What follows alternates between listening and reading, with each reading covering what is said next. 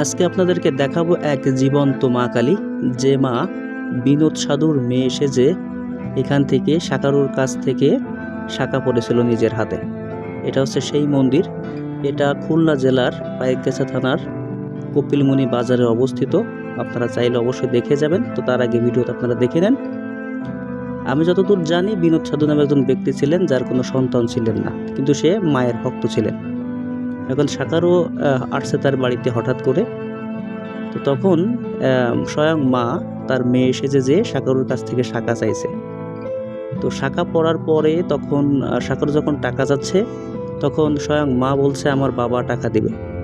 শাকারু তখন আর কিছু বলেনি। তখন শাকারু জিজ্ঞেস করছিল আপনার বাবার নাম কি, তখন বলে বিনোদ সাধু। তো বিনোদ সাধুর কাছে যে শাকারু বলে যে আপনার মেয়ে শাখা পড়ছে, আমাকে টাকা দেন, আপনার কথা বললো, টাকা আপনি দিবেন। তো বিনোদ সাধু তো তখন অবাক হয়ে গেলেন যে আসলে আমার তো কোনো মেয়ে নাই। তখন মন্দিরে এসে বিনোদ সাধু দেখে সেই শাখা কিন্তু স্বয়ং মায়ের হাতে পরানো, ঠিক আছে। তো এটা কিন্তু খুবই জাগ্রত একটা জায়গা। আপনারা দেখতে পাবেন অনেক পুরনো। দেখেন এখানে কিন্তু শুরুতেই অনেক পুরনো একটা শিবলিঙ্গ এখানে আছে, আপনারা দেখতে পাচ্ছেন। পূজারী সেখানে পূজা করতেছে। এর পাশেই কিন্তু সেই মায়ের মূর্তিটা আছে, আপনারা দেখতে পাবেন। একটু কন্টিনিউ করেন, আমি আপনাদেরকে একদম সরাসরি দেখিয়ে দিচ্ছি। এবং যারা মায়ের ভক্ত আছেন তারা অবশ্যই কমেন্টে কিন্তু জয় মা কালী লিখে যাবেন, হর হর মহাদেব লিখে যাবেন, ঠিক আছে। এই যে দেখেন, আমি এখন কিন্তু ক্যামেরাটা সেই মায়ের সামনে আনতেছি। এই হচ্ছে সেই জীবন্ত মা। আপনারা দেখলে বুঝতে পারবেন এটা কতটা জীবন্ত। এখানে আসলে কিন্তু মনটা আসলেই জুড়িয়ে যায়। যারা এই জীবন্ত মায়ের সন্ধানে আসতে চাচ্ছেন তারা অবশ্যই এখানে চলে আসবেন, দেখবেন মনটা জুড়িয়ে যাবে। এটা দিব্য একটা মন্দির।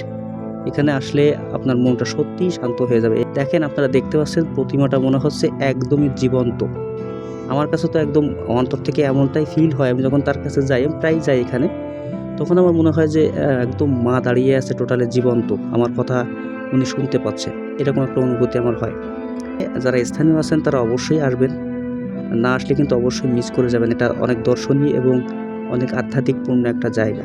এবং এইখানকার মন্দিরের কারুকার্যগুলো দেখলে কিন্তু আপনারা বুঝতে পারবেন যে কতটা পুরানো এবং কতটা যত্ন সহকারে এটা রাখা হয়, আপনারা দেখলেই বুঝতে পারবেন। তো শেষে আবারও বলে দিয়ে যাচ্ছি, এটা খুলনা জেলার পাইকগাছা থানার কপিলমুনি বাজারে অবস্থিত। এখানে বাইরে থেকে যারা আসবেন জিজ্ঞেস করলে যে কেউ আপনাদেরকে দেখিয়ে দিবে মন্দিরটা কোথায়।